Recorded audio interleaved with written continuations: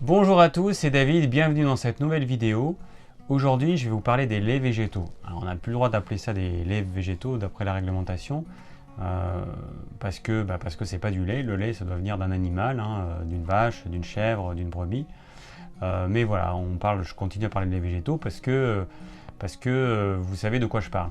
Alors, c'est quoi les laits végétaux? Eh bien, en fait, on va utiliser un oléagineux ou une céréale qu'on va mélanger avec de l'eau et souvent de l'huile pour faire quelque chose qui ressemble à du lait, qui est blanc et qui ressemble à du lait, sauf que ça n'a pas du tout le même goût bien évidemment, et ça n'a pas du tout la même composition.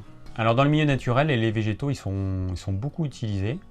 On en trouve depuis vraiment longtemps. Je me souviens quand j'ai fait mes études de naturopathie, il y a 20 ans, enfin il y a plus de 20 ans, ils étaient déjà à la mode, on en trouvait déjà un certain nombre, surtout le lait de soja, et puis après il y a d'autres laits qui sont venus, on a eu le lait d'avoine, le lait d'amande, le lait de riz, le lait de noisette, etc., etc.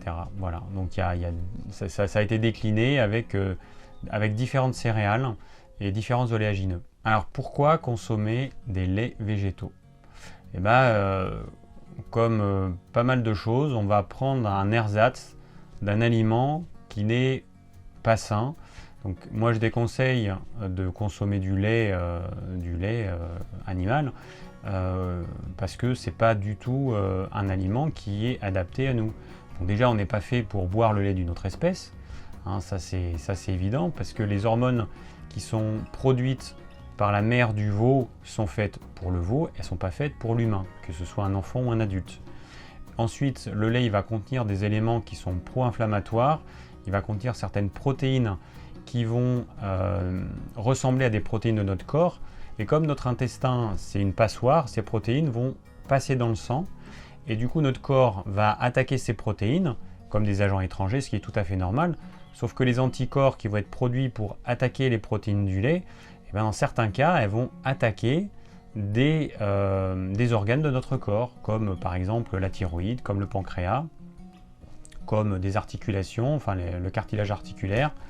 Et donc ça va créer ce qu'on appelle des maladies auto-immunes, parce que notre corps finit par attaquer ses propres tissus, et ça peut venir dans pas mal de cas de la consommation de produits laitiers. Bon, après, il y a le fait qu'il y a aussi une bonne partie de la population qui est intolérante au lactose.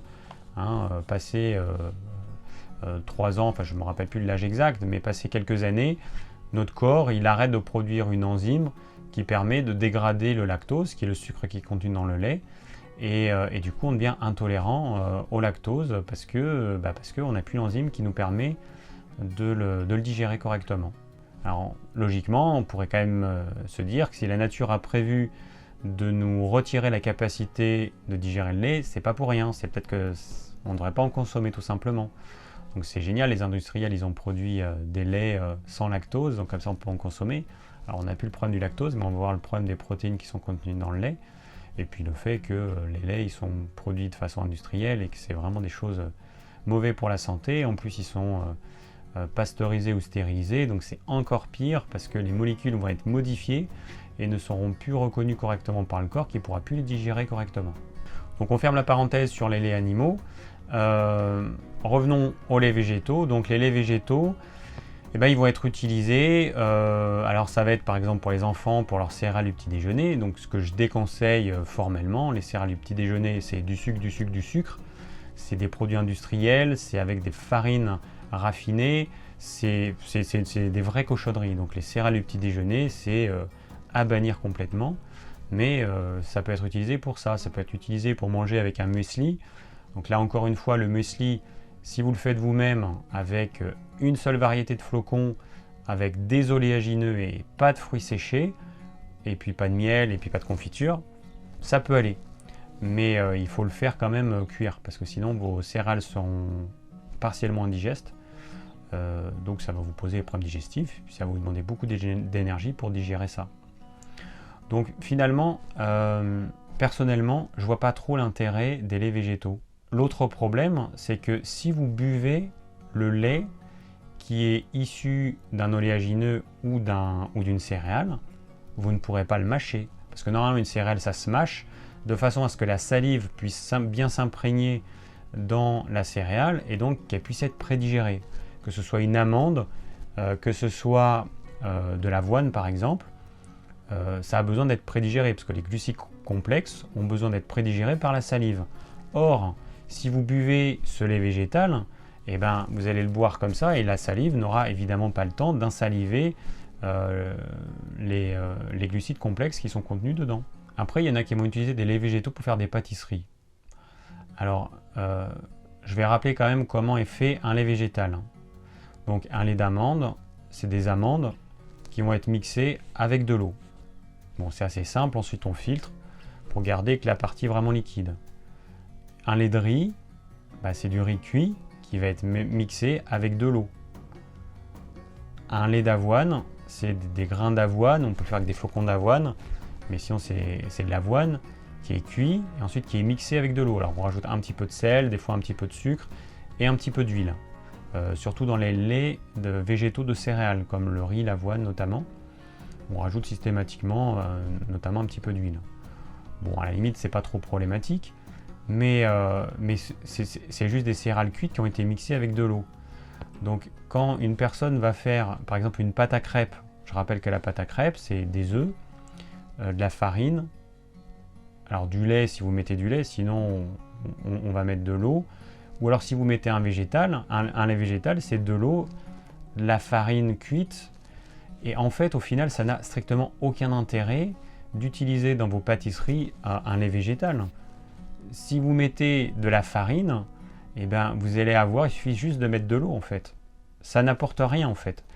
Un lait végétal, alors si vous le faites vous-même, à la limite, ça va vous coûter moins cher, mais si vous l'achetez, ça coûte super cher. C'est entre 2 et 3 euros la brique de 1 litre, mais c'est super cher. Et dans les laits d'amandes, quand vous voyez la quantité d'amandes qu'il y a, c'est dérisoire. Donc franchement, personnellement, je vois vraiment pas l'intérêt d'utiliser un lait végétal. Alors si vous voyez un intérêt réel, mettez-le moi en commentaire, parce que je suis peut-être passé à côté de quelque chose. Pour la cuisine, par exemple, pour les pâtisseries, de toute façon, dès lors que vous allez mettre de la farine, il n'y a aucun intérêt à mettre un lait végétal. Si vous mettez de l'eau, il faudra toujours ajouter un petit peu de sel, parce que l'eau, sinon c'est fade, et vous allez ressentir ce côté fade de l'eau dans vos pâtisseries. Donc il faut toujours ajouter un petit peu de sel si vous remplacez un lait végétal par de l'eau, ce que moi je conseille, parce que franchement je ne vois pas l'intérêt.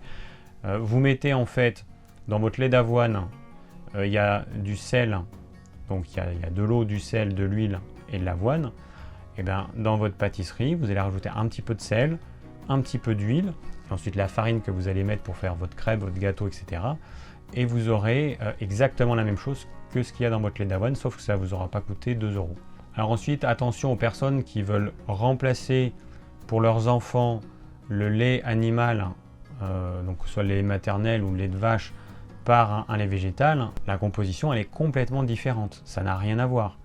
Que ce soit en termes de protéines, en termes de graisse ou de tout ce que vous voulez, ça n'a strictement rien à voir. Et puis après, vous allez avoir le problème du fait que ces laits végétaux, votre enfant, il ne va pas les insaliver. Donc ça veut dire que la digestion, elle va être incomplète et donc ça peut poser des problèmes digestifs. Attention également au lait de soja, qui contient notamment des phytohormones qui vont perturber le cycle féminin, enfin qui vont perturber le système hormonal aussi bien des hommes que des femmes. Mais avec ces phytohormones qui sont de type œstrogénique, ça va perturber leur cycle et ça peut avoir de réelles répercussions sur leur santé. Donc moi je déconseille le lait de soja parce que le soja c'est pas une légumineuse qui vient de chez nous, elle vient d'Asie.